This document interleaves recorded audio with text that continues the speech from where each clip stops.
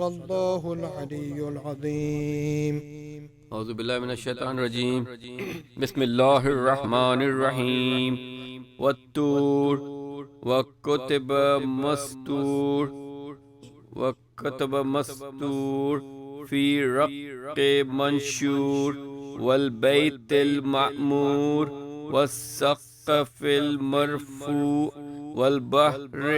والبحر المسجور.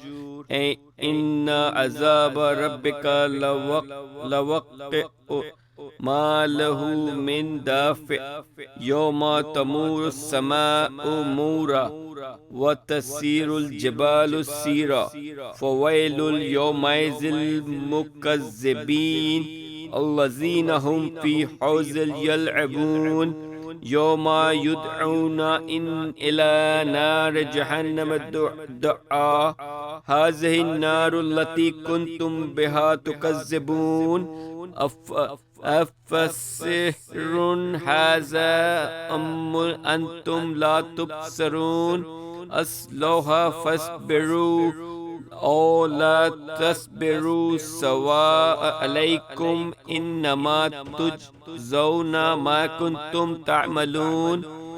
إن المتقين في جنات والنعيم فكهنا بما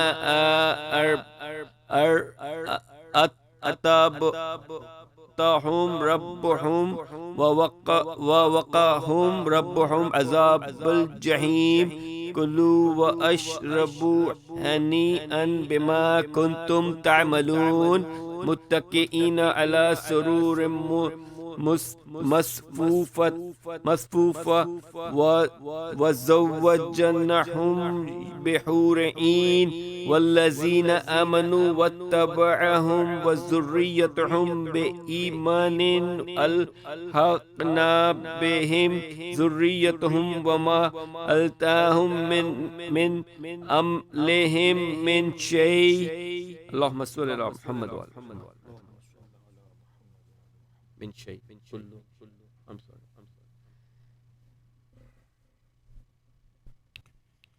أعوذ بالله من الشيطان الرجيم. بسم الله الرحمن الرحيم.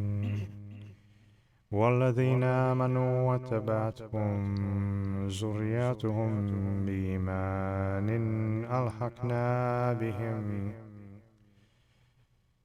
ألحقنا بهم ذريتهم وما ألتناهم من أعمالهم من شيء كل امرئ بما كسب رهين.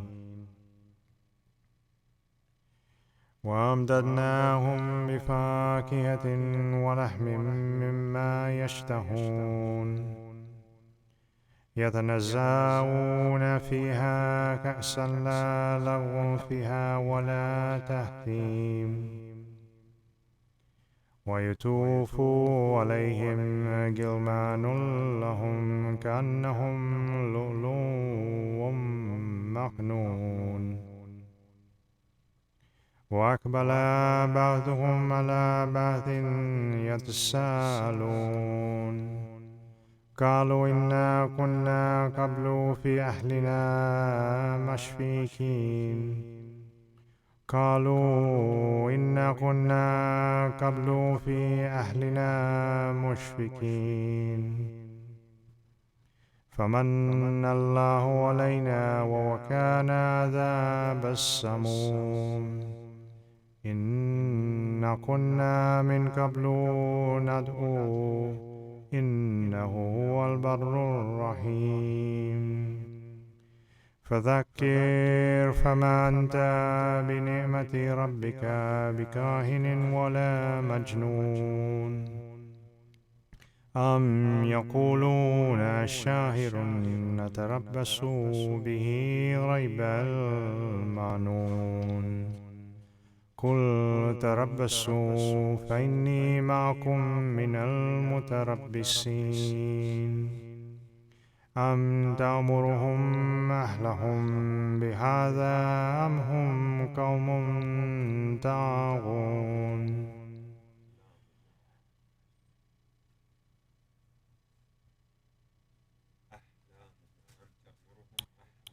أم تأمرهم أحلامهم بهذا أم هم قوم طاغون أم يقولون تقوله بل لا يؤمنون فليأتوا بحديث مثله إن كانوا صادقين أم خلقوا من غير شيء أم هم الخالقون أم خلقوا السماوات والأرض بل لا يوقنون أم عندهم خزائن ربك أم هم المسيطرون أم لهم سلام يستمعون فيه فليأتي مستمعهم بسلطان مبين أم له البنات ولكم البانون أم تسألهم أجرا فهم من مغرم مثقلون أم عندهم الغيب فهم يكتبون أم يريدون كيدا فالذين كفروا هم الماكدون أم لهم إله غير الله سبحان الله عما يشركون وإن يروا كسفا من السماء ساكتا يقولوا سحاب مركوم فذرهم حتى يلاقوا يومهم الذي فيه يسعقون يوم لا يغني عنهم كيدهم شيئا ولهم ينصرون وإن للذين ظلموا عذابا دون ذلك ولكن أكثرهم لا يعلمون واصبر لحكم ربك فإنك بأعيننا وسبح بحمد ربك حين تقوم ومن الليل فسبحه وإدبار النجوم صدق الله العلي العظيم.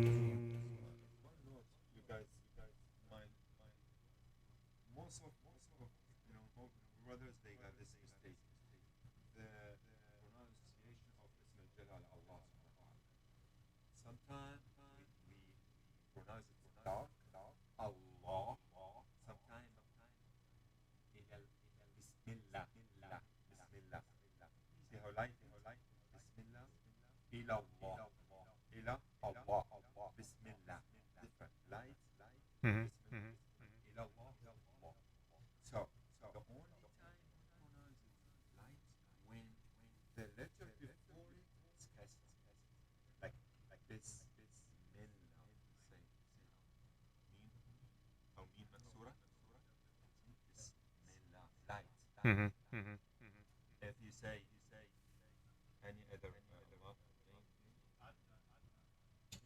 غير فيها غير dark not بسم light Right. if it's kasra before it or jar or ya or kasra light otherwise Allah just like you say in English for example you say like light L in English they say any word with light L yeah for example or you see how there's even in English different like you say dark and light like same اسم الجلال الله سبحانه وتعالى dark and light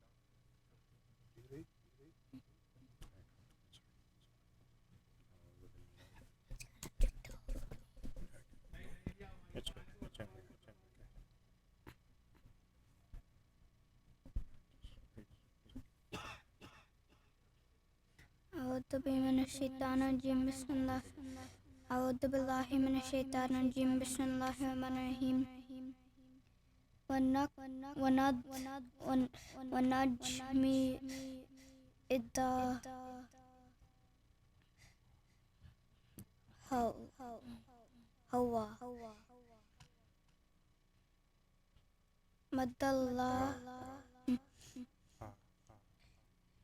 الله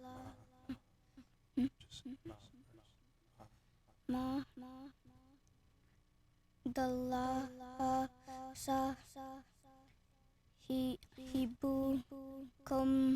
وما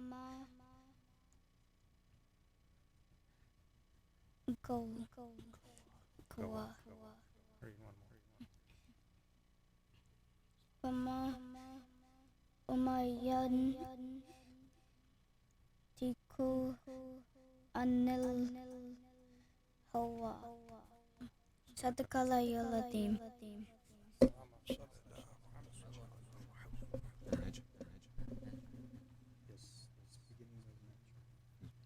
أعوذ بالله من الشيطان اللعين الرجيم. بسم الله الرحمن الرحيم. والنجم إذا هوى ما ضل صاحبكم وما غوى وما ينطق عن الهوى إن هو إلا وحي يوحى علمه شديد القوى ذو مرة فاستوى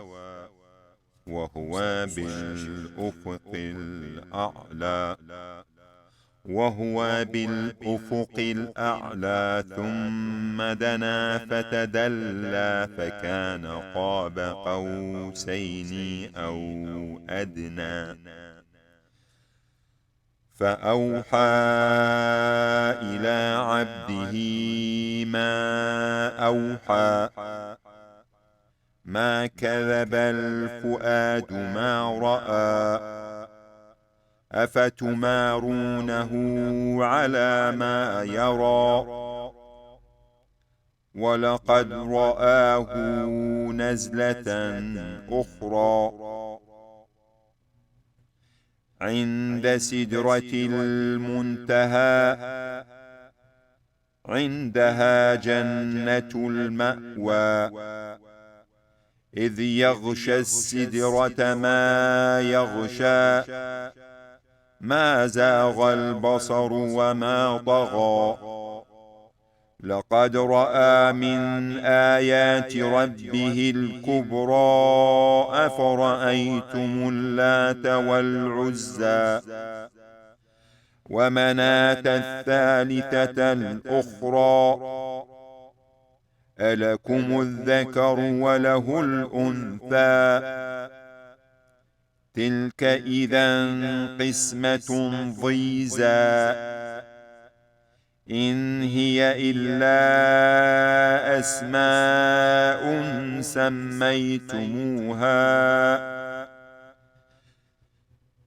سميتموها أنتم وآباؤكم ما أنزل الله بها من سلطان إن يتبعون إلا الظن وما تهوى الأنفس ولقد جاءهم من ربهم الهدى أم للإنسان ما تمنى فلله الآخرة والأولى وكم من ملك في السماوات لا تغني شفاعتهم شيئا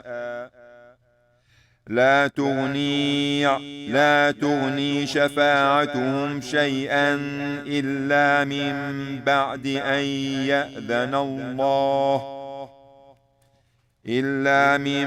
بعد أن يأذن الله لمن يشاء ويرضى.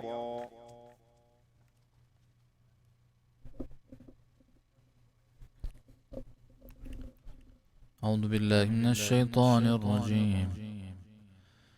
إن الذين لا يؤمنون بالآخرة ليسمون الملائكة تسمية الأنثى وما لهم به من علم إن يتبعون إلا الظن وإن الظن لا يغني من الحق شيئا فأعرض عمن تولى عن ذكرنا ولم يرد إلا الحياة الدنيا ذلك مبلغهم من العلم إن ربك هو أعلم بمن ضل عن سبيله وهو أعلم بمن اهتدى ولله ما في السماوات وما في الأرض ليجزي الذين أساءوا بما عملوا ويجزي الذين أحسنوا بالحسنى الذين يجتنبون كبائر الإثم والفواحش إلا اللمام إن ربك واسع المغفرة هو أعلم بكم إذ أنشأكم من الأرض وإذ أنتم أجنة في بطون أمهاتكم فلا تزكوا أنفسكم هو أعلم بمن اتقى أفرأيت الذي تولى وأعطى قليلا وأكدى أعنده علم الغيب فهو يرى أم لم ينبأ بما في صحف موسى وإبراهيم الذي وفى ألا تزر وازرة وزر أخرى وأن ليس للإنسان إلا ما سعى وأن سعيه سوف يرى ثم يجزاه الجزاء الأوفى وأن إلى ربك المنتهى وأنه هو أضحك وأبكى وأنه هو أمات وأحيا وأنه خلق الزوجين الذكر والأنثى من نطفة إذا تمنى وأن عليه النشأة الأخرى وأنه هو أغنى وأقنى وأنه هو رب الشعرى وأنه أهلك عادا الأولى وثمود فما أبقى وقوم نوح من قبل إنهم كانوا هم أظلم وأطغى والمؤتفكة أهوى فغشاها ما غشا فبأي آلاء ربك تتمارى هذا نذير من النذر الأولى أزفت الأزفة ليس لها من دون الله كاشفة أفمن هذا الحديث تعجبون وتضحكون ولا تبكون وأنتم سامدون. We said everybody has to go to sajda. There's people in the kitchen. Can we end it? Huh? I'll just read it without the mic.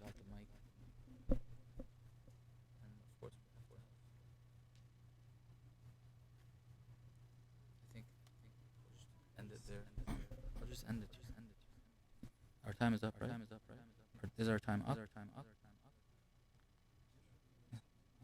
I'll just end it here. صدق الله العلي العظيم وصدق رسوله النبي الأمين الكريم ونحن على ذلك من الشاهدين والشاكرين والحمد لله رب العالمين. صلوات.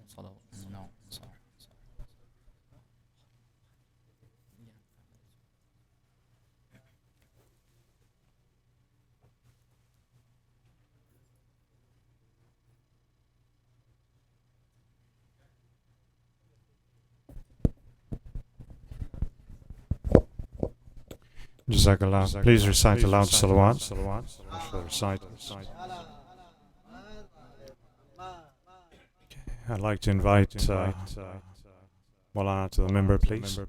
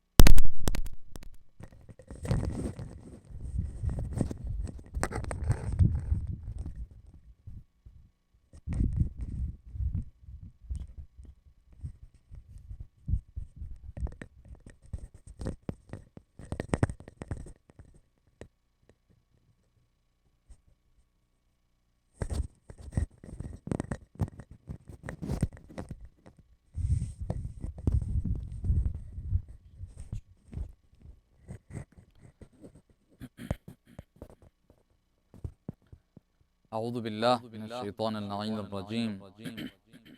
بسم الله الرحمن الرحيم. الحمد والثناء لله رب العالمين، بارئ الخلائق أجمعين، باعث الأنبياء والمرسلين، ثم الصلاة والسلام على سيدنا ونبينا وحبيب قلوبنا وطبيب نفوسنا وشفيع ذنوبنا أبي القاسم المصطفى محمد، وعلى أهل بيته الطيبين الطاهرين المعصومين المكرمين المنتجبين، لا سيما بقية الله في الأراضين، روحي وأرواح العالمين لتراب مقدمه الفداء، ولعنة الله على أعدائهم أجمعين إلى قيام يوم الدين. For the hastening and the return of our Imam, please recite the salawat.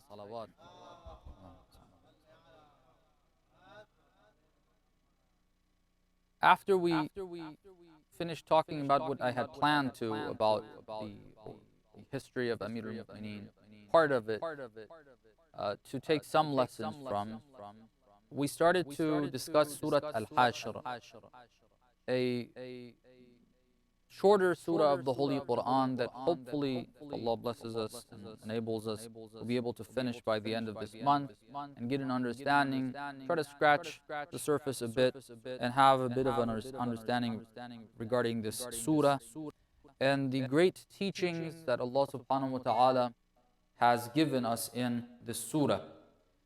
We started to discuss verse number 3, where Allah subhanahu wa ta'ala says, أعوذ بالله من الشيطان الرجيم ولولا أن كتب الله عليهم الجلاء لعذبهم في الدنيا ولهم في الآخرة عذاب النار.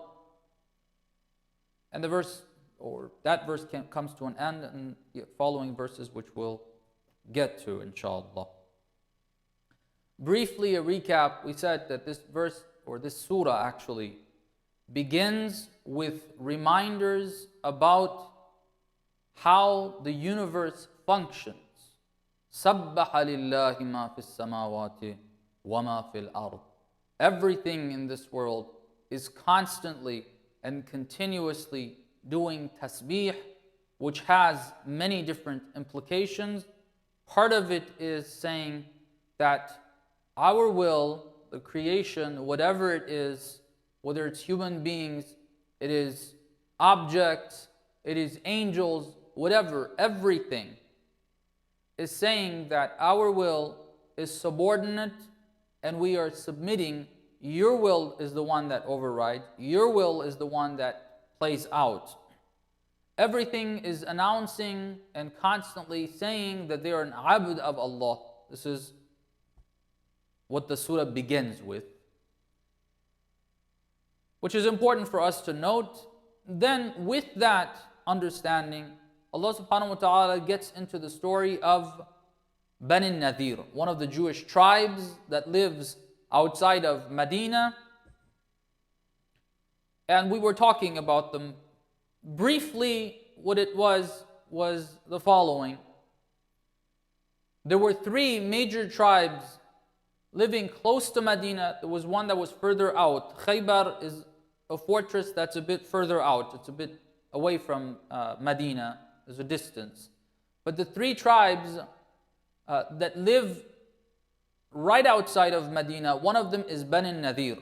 When the Holy Prophet came, one of the important things he did was that he created a government that was able to accept all of those inside Medina and those who were right outside Medina to form some form of a united front, in the sense that you had the believers that were closest to the Holy Prophet, you had the non-believers that were the Ahlul Kitab, where the Holy Prophet tells them, we're going to have a contract between us. You're not going to be fighting for us, but you're also not going to be fighting against us. Somewhat of a citizenship, it seems, that these people had over there. But they had their own fortresses. Within those fortresses, they functioned as they wished. Eventually, it became clear, because that contract was upon the entrance of the Holy Prophet to the city of Medina. But eventually what happened was that it became clear that the Jews of these tribes, of these fortresses, are not going to be befriending the Holy Prophet. Not only will they not accept his call, but they were going to be becoming his enemies. It started becoming clear. We mentioned some of the signs of that in the previous session. The Holy Prophet came to know this. But then they took one step further. Instead of just ideological war, they took a step beyond that, and they plotted against the Holy Prophet. And we were explaining this. We wanted to see. I'll give you a brief rundown of it right now, and then we'll get to the details. So they plotted against the Holy Prophet. The Holy Prophet eventually got them to leave the city, and the mu'mineen, the believers, took over the fortress of the Jews. This is briefly what happened. But the details were being spoken of. This verse 3 talks about how the Jews, based on this verse, deserved more than this. What we see is that a people that had a fortress, they had their land, they had their buildings, they had their livelihood, something happens that the Holy Prophet comes to them with the believers outside of their fortresses and tells them, you're either going to fight and we're going to get rid of you, or you're going to leave. You have one of these 2 options. And they eventually leave. They eventually leave. So you're thinking to yourself, and as many of us would, how is this justified? How is this justified? The Holy Prophet is going to them. They haven't killed anybody yet at this point. They haven't kicked anybody off their land yet. They haven't done any of that. But the Holy Prophet goes to them and tells them, you got one of these 2 options. It's pretty serious. And they had to leave. The verse here says, forget about them leaving. It says, لَوْلَا أَن كَتَبَ اللَّهُ عَلَيْهِمُ الْجَلَاء. Al-jala means leaving. If God hadn't written for them that they would leave, لَعَذَّبَهُمْ فِي الدُّنْيَا. God would have punished them in this world, which would have been, or what more, wasn't that punishment itself to leave everything they had? They ended up having to leave with nothing. Nothing. None of their wealth, none of their belongings, none of their cash, none of their gold, nothing. Just the individuals were allowed. If anyone was caught by the Holy Prophet and the believers to have carried anything that was theirs with them to leave, they would have been killed. In the end, this is how it happened. They had to leave. They were not allowed to take anything. All right. Isn't this punishment itself? It says no, they would have received punishment. What is that punishment? Mufassirin, Allama Tabatawi, others, and I think it's common sense. What's beyond that? Being taken as captives, which translates into them being slaves, becoming slaves of the believers, or even getting killed. So the Holy Quran is telling us, Allah subhanahu wa ta'ala is telling us, had it not been that they left, they would have deserved to have been killed. All right? And we said this is probably why Allah subhanahu wa ta'ala is mentioning this. Otherwise, saying had it not happened that they would have left, they would have gotten killed. Well, what's the purpose of mentioning that? It seems one of the understandings that we can have from it is that God is telling us, look, they deserved more than this. They deserve to be punished beyond this. But we took it easy on them, kind of. They just had to leave. That's the punishment they had. All right? وَلَهُمْ فِي الْآخِرَةِ عَذَابُ النَّارِ. And in the hereafter, they're going to have عَذَابُ النَّارِ, which I think we've mentioned this before. It's something that a lot of us don't understand. Even if you get over the idea of someone in this world not having or not receiving that punishment from God, not being someone that we are allowed to take their life, we shouldn't forget that in the hereafter, that punishment that they are going to receive is thousands and millions and billions of times worse than simply losing your life. We think losing one's life is terrible. Like getting killed with a sword, all bloody and pain and all of that, we think that's horrible. It's terrible. There's a lot of pain there, which it is, obviously. But that compared to punishment in the hereafter, it's incomparable. The verses of the Holy Quran describe it. It says, I think we were going over this the first Ramadan that I was here. It says that they are given the food. You can get hungry in hell. You're given this fruit from a tree called zaqum. And when you eat it, you get really thirsty.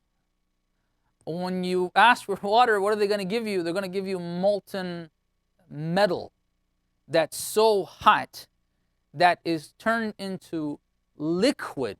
Okay, it's not even, if you've seen the metals that are melted down, they're not really like water.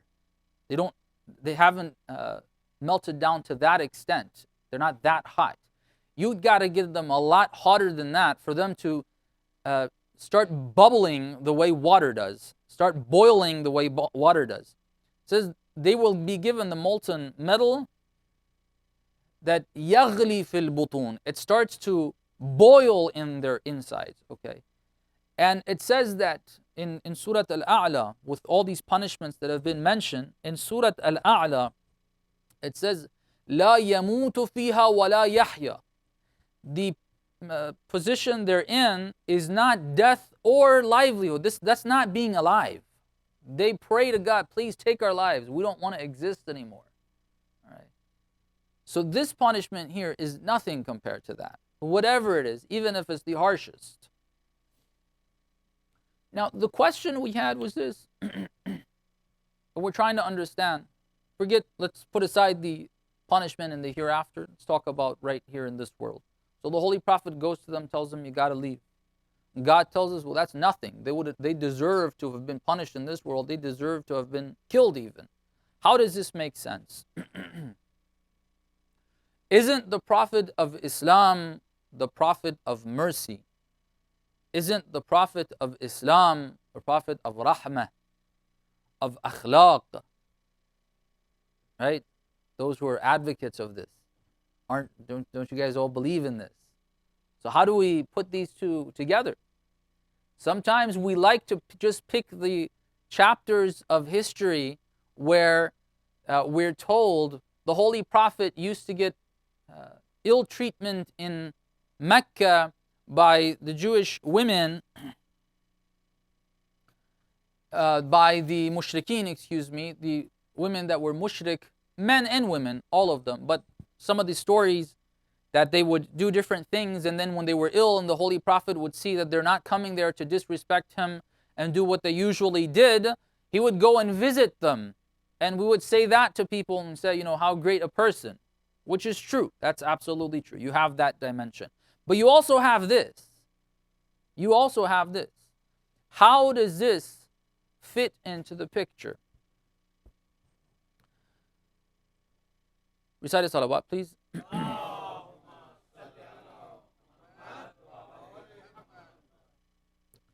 There's a couple of things we've got to understand here. The first is the following verse. Let's read that. It explains. God himself explains. Why is it that they were told to leave? And why is it that if they wouldn't have left, they would have deserved punishment? He explains. Verse 4 of Surah Al-Hajj. أعوذ بالله من الشيطان الرجيم. ذلك بأنهم شاقوا الله ورسوله ومن يشاق الله فإن الله شديد العقاب. That which we just said is because بأنهم شاقوا الله. What does شاقوا الله mean? Shaq means to go against someone with animosity. There's a time where, God forbid, you and I would start fighting one another, but the reason isn't that I consider you my enemy. You're actually my enemy. You're considering me your enemy. But it's because we had a misunderstanding of a particular situation. Sometimes it's like, I thought this was mine, and I picked it up. You thought I'm actually taking something that's yours. You're like, hey, wait a second, what are you doing? That's mine. Give it back. I'm like, no, this is mine. And then we get into a fight. It's all because of a misunderstanding, which happens plenty of times. We don't consider each other enemies. It's not based on animosity. But it says, ذَلِكَ بِأَنَّهُمْ شَاقُوا اللَّهَ وَرَسُولَهُ. They had animosity towards God and towards the Holy Prophet. They had animosity. This is, I think, something very important that we don't really take as important or even half as important as we should. The Holy Quran tells us something about shaitan. I'll use that to explain this, hopefully. Allah subhanahu wa ta'ala tells us in many verses of the Holy Quran that shaitan is our enemy. Right? In Surah Yasin, that most of us recite regularly in different sessions, different meanings. That's the surah that's repeated. One of the verses there says, أَلَمْ أَعْهَدْ إِلَيْكُمْ يَا بَنِي آدَمْ أَلَّا تَعْبُدُوا الشَّيْطَانِ إِنَّهُ لَكُمْ عَدُوٌّ مُبِينٌ. Didn't I tell you, don't follow shaitan? He's your enemy. Manifest enemy, clear enemy. His animosity towards you is clear. Don't follow him. He's your enemy. وَأَنِ اعْبُدُونِي. Follow me. هَذَا صِرَاطٌ مُسْتَقِيمٌ. This is the right path. But we don't listen to that. All right. The Quran tells us the shaitan is our enemy. Okay? That's something we all understand. There's one verse in the Holy Quran that is sort of shocking, or it's something that you don't find in other verses. It says, he is your enemy, فَاتَّخِذُوهُ عَدُوًّا. You consider him your enemy. You make him your enemy. In other words, he's treating you as his enemy. You treat him as your enemy. Okay. Why is this so important? Sometimes I feel the way we feel about the world is we are fed, I don't know what to call it, propaganda, misinformation, this concept that, you try to falsely consider everyone, give everyone the benefit of the doubt. Okay? You're trying to be too nice, trying to be too good, everybody. You give everybody the benefit of the doubt. Netanyahu says that, yeah, rockets are raining down on our citizens, we need to defend them. People are like, well, he's got a point there. Israeli citizens are people as well. There are women and children there as well. They don't deserve to be killed. They're trying to defend themselves.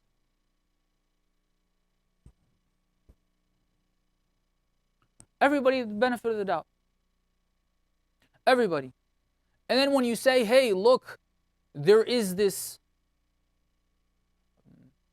system in the world, there are people in this world that are enemies of humanity, It's not about what you do. They want to take over whatever they can of you and everybody's and have it for themselves.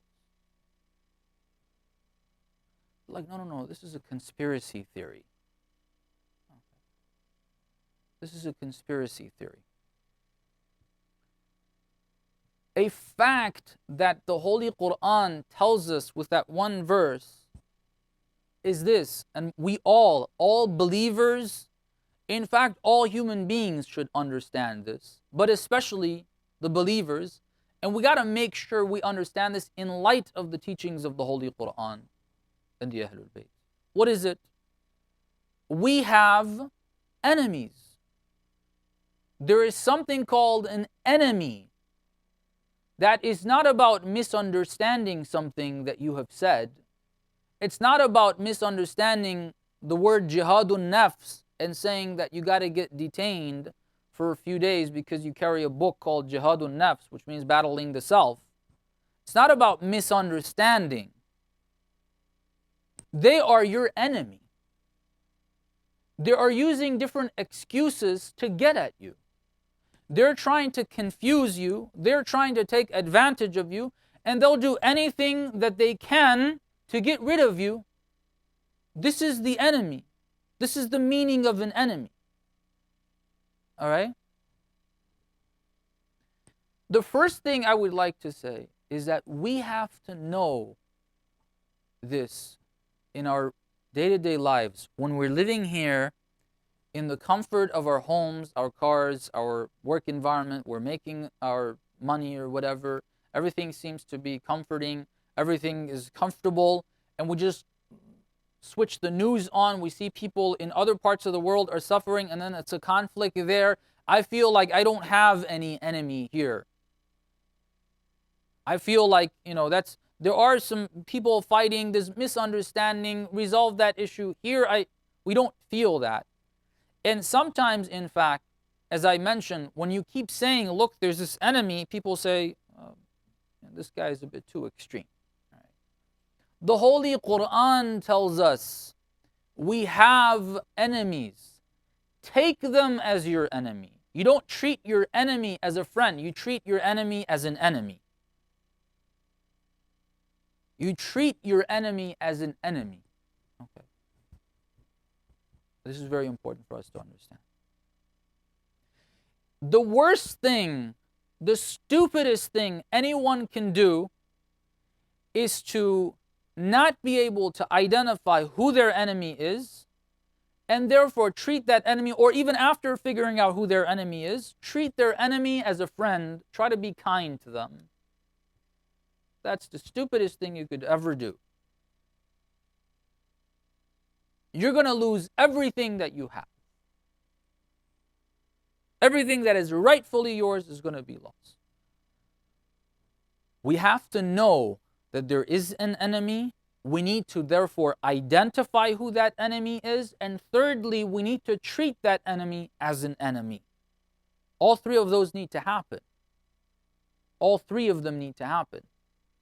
If we're just looking around and thinking that, no, there's no enemy, there's just some misunderstanding, there's some confusion, we've lost the plot. We're not understanding world affairs the way you're supposed to. You're not understanding the reality of the situation. The reality of the situation is based on the Quran, not based on looking at the news today. God has told us. You have shaitan, you have the awliya of shaitan. It's not only the jinns. According to the Quran, you have awliya of shaitan amongst humanity. We have to believe in this. We need to identify who that enemy today is. And thirdly, we need to treat that enemy as an enemy. Now let's go back to the story of the Holy Prophet and try to understand that what happened over there. We explained yesterday that when the Holy Prophet came in, although there were signs already from the beginning that these people are not going to be friendly, there were signs of that. What sign? This sign. When you have all the evidence that this is the prophet, the last prophet, you know that with all clarity as the Quran tells us they did. And you don't want to accept it, that's the first step of animosity. No. Why? If it's true, you know it's true, you don't want to accept it. Why would you not accept it? You know that's the fact. I know it's approaching Maghrib time. I see the lights are on. I said, no. The lights are off. Why would I want to do that? It's animosity. It's hatred. It's not wanting to accept the truth. There were signs, but the Holy Prophet said, okay, you want to be like that? It's fine. We're not going to fight you right now. We have this. You don't have to participate in the battles that we're going to be having with others, but you're not going to take any stances against us. You're not going to take any military stance. You're not going to join anyone else against us. With all three tribes, the Holy Prophet had that deal, right? The first of the tribes to break that was this tribe, Bani Nadir. How did it happen? The Holy Prophet went there to the fortress of these people, this Jewish tribe, Bani Nadir, and he wanted to, look at what the Holy Prophet went there for. He went there to ask them for help, financial help, to lend the Holy Prophet money. For what?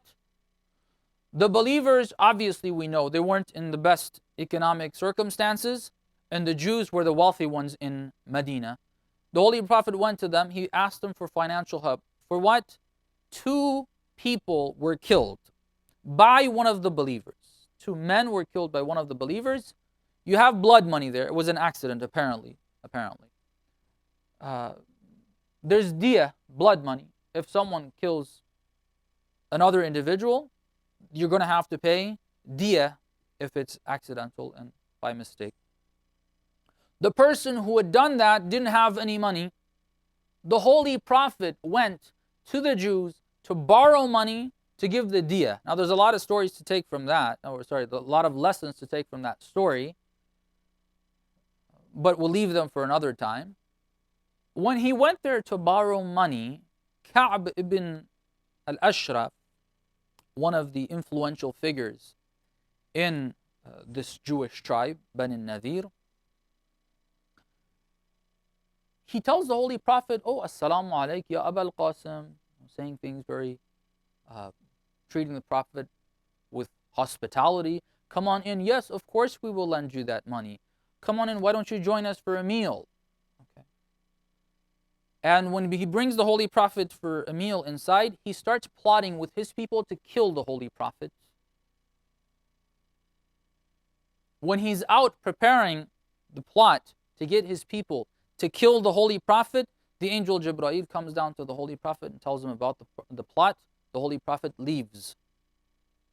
The Holy Prophet leaves. He goes to Medina and he sends the troops out and says, okay, this is it. You guys have to leave.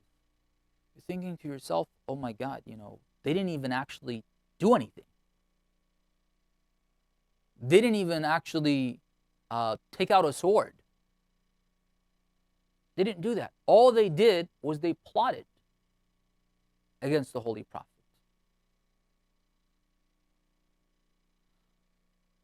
This is why we said you need to treat the enemy as an enemy. Let's look at what the Holy Prophet is doing and let's look at what they are doing. The Holy Prophet has come as a messenger of Allah subhanahu wa ta'ala with an obligation to bring this message that is going to bring prosperity to everyone. He's coming to Medina, establishing the government in order to spread this message and these teachings and allow everyone to live a prosperous life in this world and in the hereafter. This is what the Holy Prophet's plan is. The Holy Prophet didn't put his life in danger simply to deliver these words from Allah subhanahu wa ta'ala. He was doing this in order to bring prosperity to the masses. Brothers and sisters, all the problems you see in this world right now, all of the problems, all the financial problems, all of the health problems, all of the deficiencies, all of the hatred that exists between people, everything, all the evil, if Islam was implemented, none of that would exist. None of it. We don't believe in this, unfortunately. We don't believe in this. We don't really feel that way. The Holy Prophet's mission is that. So it's something that is going to be helping humanity. When he comes to Medina to do that, there are these tribes that want to be an enemy of this movement, right? They want to be an enemy of this movement. What is the enemy of this movement going to do? As we saw this one instance, one example, and as we explained yesterday, what they did before that. They fought an ideological war before that. They tried to create doubts about many different teachings, cause people to feel that this prophet is not actually a prophet of Allah subhanahu wa ta'ala. All the things that you're seeing today as well, to try to make people feel distanced from Islam, not even want to look at Islam. It's the same thing that the Jews did at that time. They fought that type of a battle first, but then since they're the enemy of this religion, they're the enemy of this movement, they're not going to suffice. They're not going to sit back and just watch this grow. They tried to get rid of it by fighting the ideological war, by causing doubts in people's minds. They tried to do that, but it didn't work. They weren't successful. If they would have been successful, they would have had the Jews get rid of the Arabs get rid of the Holy Prophet. But once they saw this isn't being effective, the Holy Prophet is becoming more effective in Medina. He's able, what would happen here with Bani Nadir is after the battle of Badr. Some have even said it's after the battle of Uhud. At the very least, it's after the battle of Badr. They have been able to gather their strength, the believers, the Muslimin. They fight a battle with the mushrikeen of Mecca, which are known to be people in that region to have military strength, and the people in Medina are not known for that. Yet the Holy Prophet with his followers are able to defeat the Meccans in that battle. The Jews are saying, well, wait a second, this is moving in the wrong direction. They're seeing that more and more believers are coming and joining the Holy Prophet. They're seeing that the Holy Prophet very strategically is going and striking deals with the Arab tribes that are not even Muslim yet outside of Medina. That whole region is cleared up by the Holy Prophet. The Holy Prophet goes to all these different tribes. And he goes with his army and he says, look, you're not going to be fighting us. They would sign a deal, a contract, that these tribes would not fight the Holy Prophet. So that would give him safety and security for his people and would allow him to expand. They're seeing that not only have they not been able to use the ideological warfare to defeat the Holy Prophet, but rather the Holy Prophet is gaining strength and these Jews are losing the strength, they're losing the influence that they had.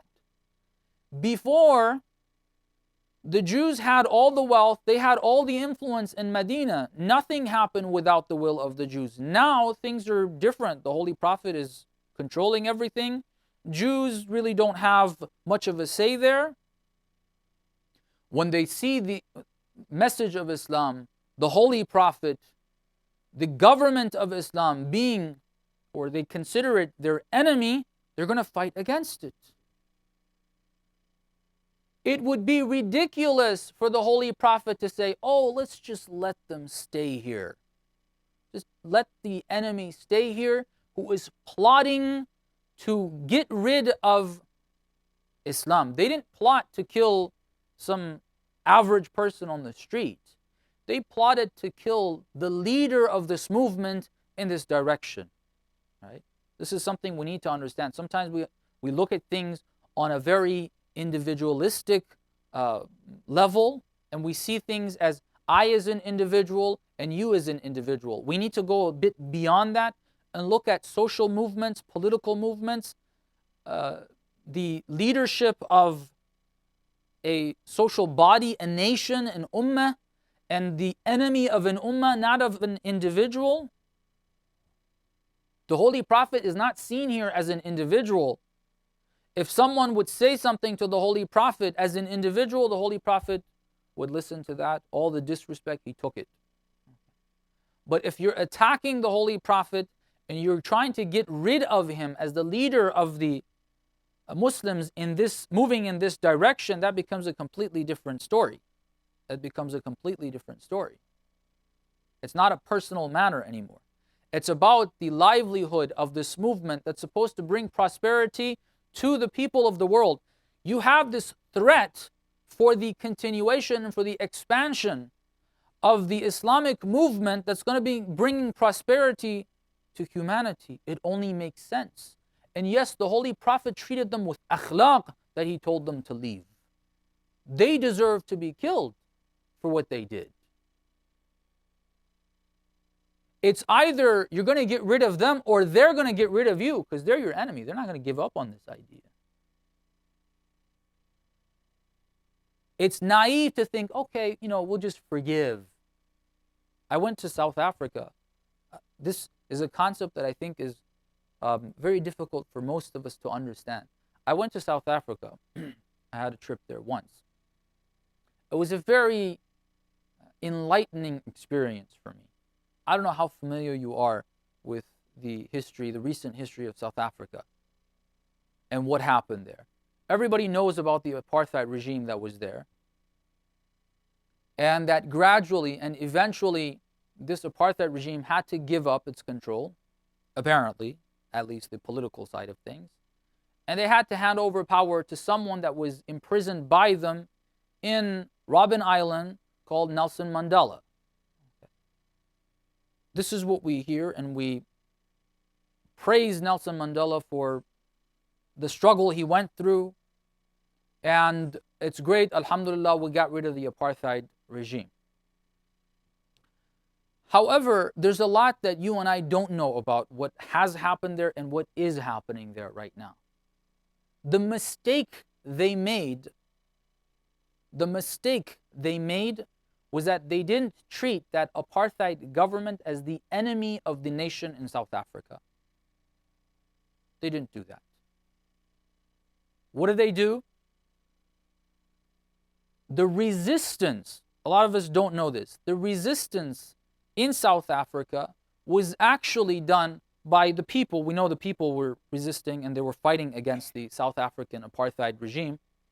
But the people that were doing the real fighting, most of them were actually Muslims. Did you know that? Most of them were actually Muslim. South Africa has a 10% Muslim population. Okay, for that country, it's a pretty large. It's not a Muslim country. 10% is a pretty large figure. Most of the people that were fighting, as far as my information goes, at least a good number of the people that were fighting, and how did they fight? They actually took guns. They created their own handmade guns. And they fought against the South African government.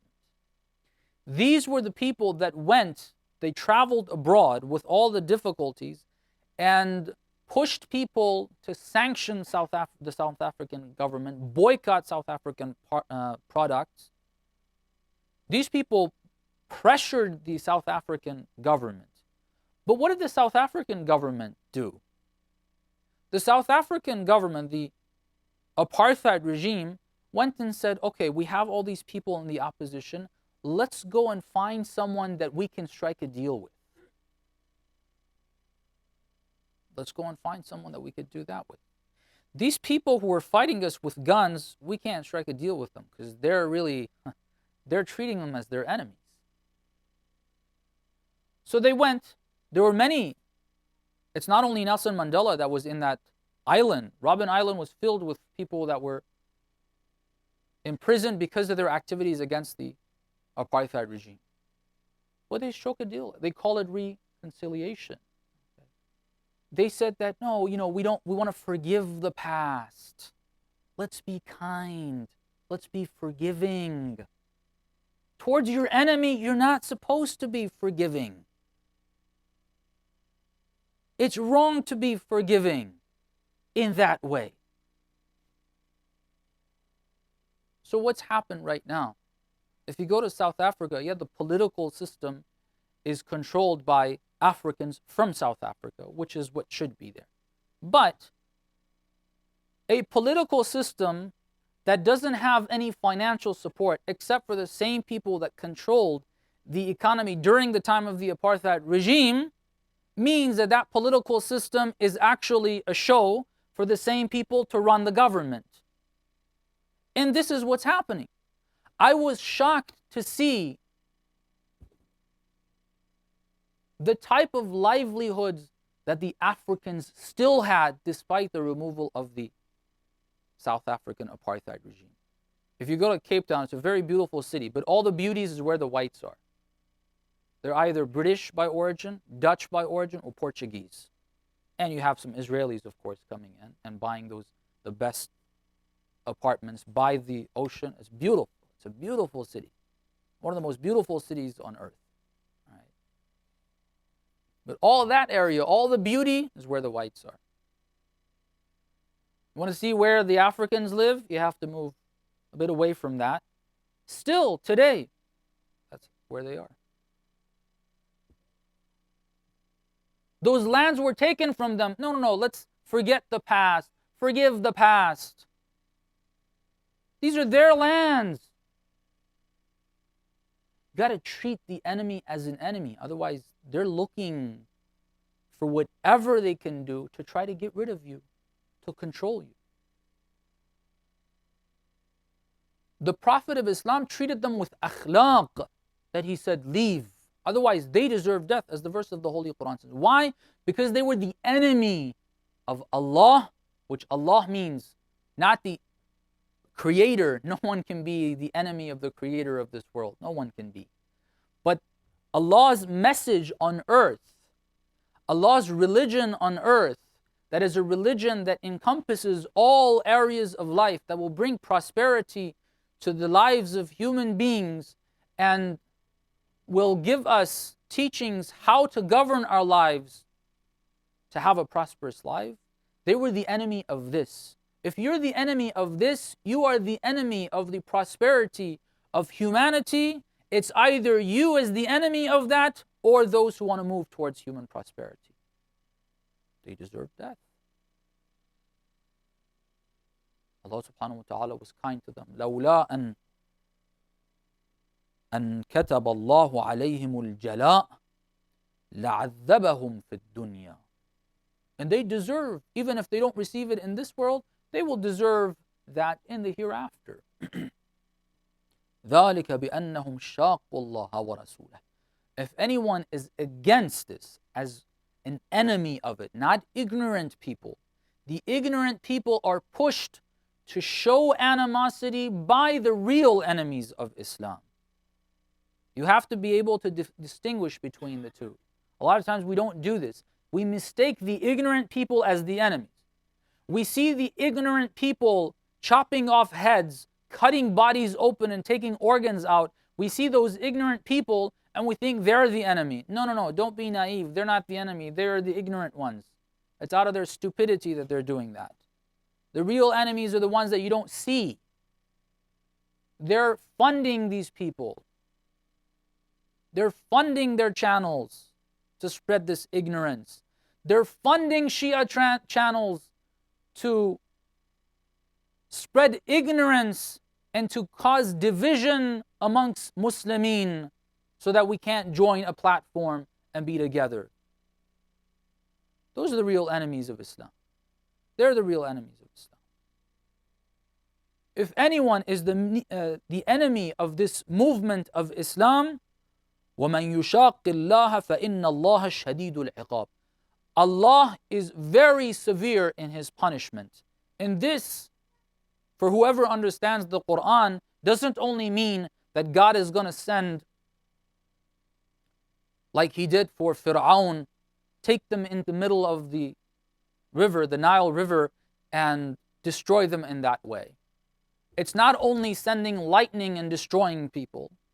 It's not only that. إِنَّ اللَّهَ شَدِيدُ الْعِقَابِ. The iqab of Allah sometimes manifests through the hands of the believers. This has a message for all of us. If فَإِنَّ اللَّهَ شَدِيدُ الْعِقَابِ, that means if you're following the path of Allah, you're part of that iqab for the enemies of Islam. That's how it is. Because if you don't do that, they're going to kill you. They're going to get rid of you.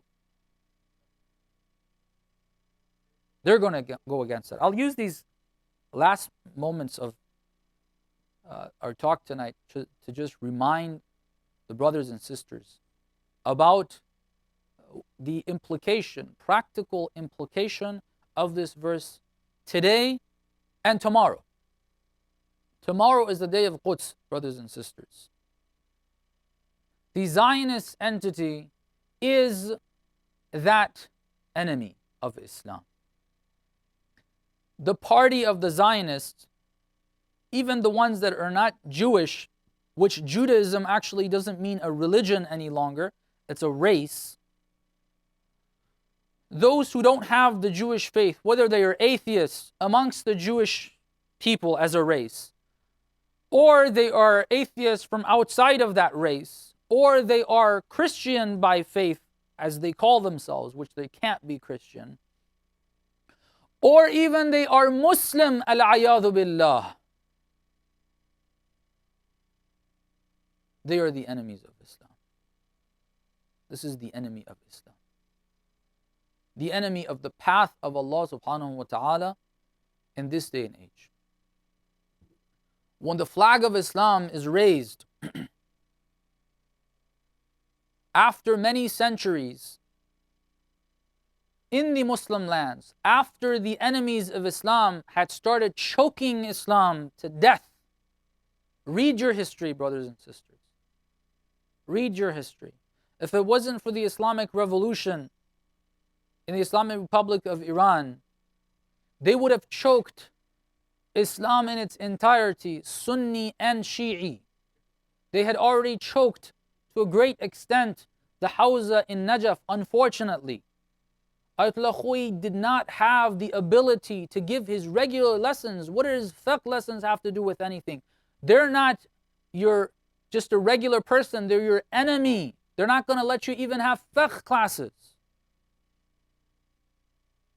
For years, they had Saddam Mal'oon, he's worse than an animal. You can't call him an animal. They had him there. Read the documents. The CIA brought him in. They were choking Islam. In Iran, they had the Shah try to choke the Hawza in Qom and get rid of all the teachings. The father of the last Shah of Iran tried doing that. They failed. They tried in other ways. This movement, brothers and sisters, was going to get rid of Islam. By the grace of God, the flag of Islam was raised again. And when this flag was raised, the enemies of Islam have been fighting it. And they've been fighting it in various fronts. One of the areas that the Islamic movement has been successful after many failures, brothers and sisters, is in the occupied lands. The Zionist entity is the tip of the iceberg. I mentioned this before. Don't think of a very small, tiny piece of land that they're fighting over. No, there's a reason why they consider that important. That's their headquarters that they want to control the universe, the world from. Right? They're fighting for that. The believers were losing and losing and losing until this Islamic identity came to be. And since then, we're seeing progress. We're seeing that the Zionist entity is not only not able to expand any longer, but they are shrinking by the grace of God. By the grace of God and by the might, the strength of the faith of the believers, and taking the difficulties and the hardships. We have a role to play in this. We are part of that party of Islam, the party of Allah, not that which is technically or officially called Hizbullah, the Quranic Hizbullah. If you're a believer, you're part of Hizbullah. You're part of the party of Allah. If you're part of the party of Allah, no matter where you are, you have a responsibility towards that.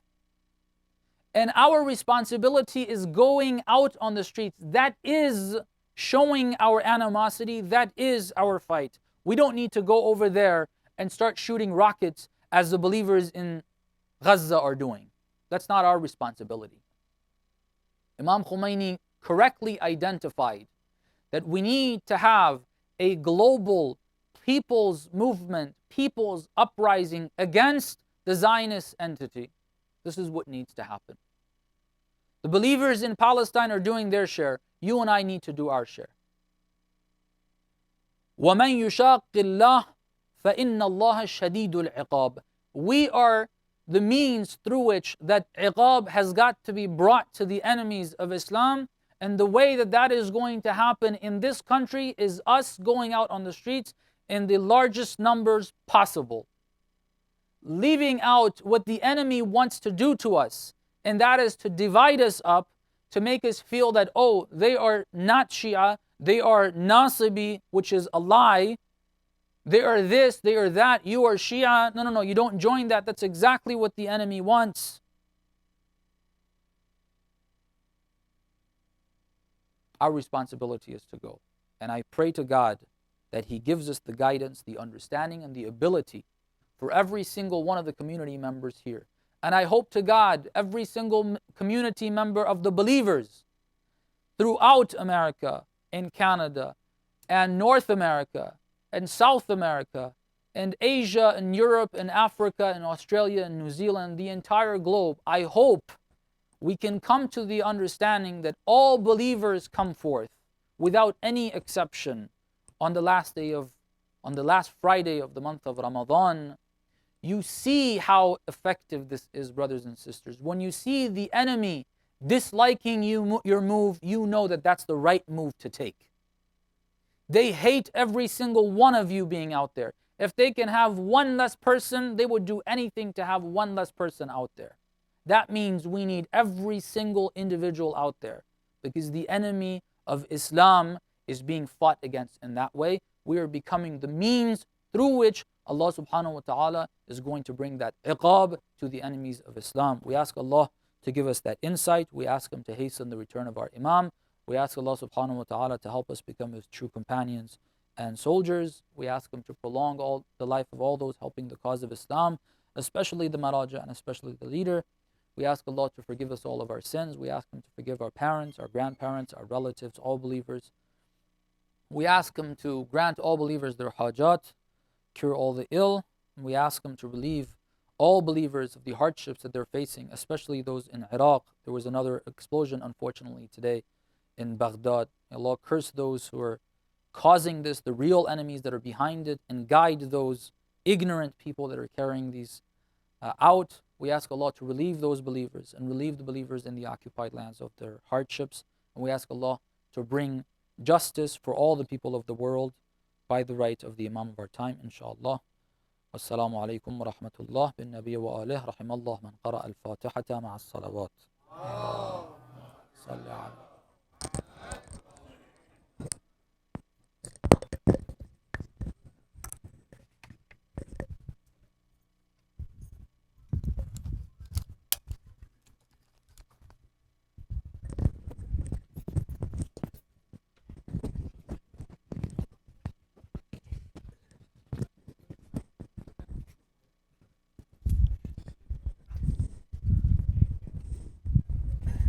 Ladies Salat Jamaat will be in Hall C, led by Brother Wajad Siddiqui. We will need 5 volunteers from the men's side to go with Brother Wajad to fulfill the Jamaat conditions. It's time for Azan-e Maghrib. I will request Brother Mahmoud Imami to come for the Azan.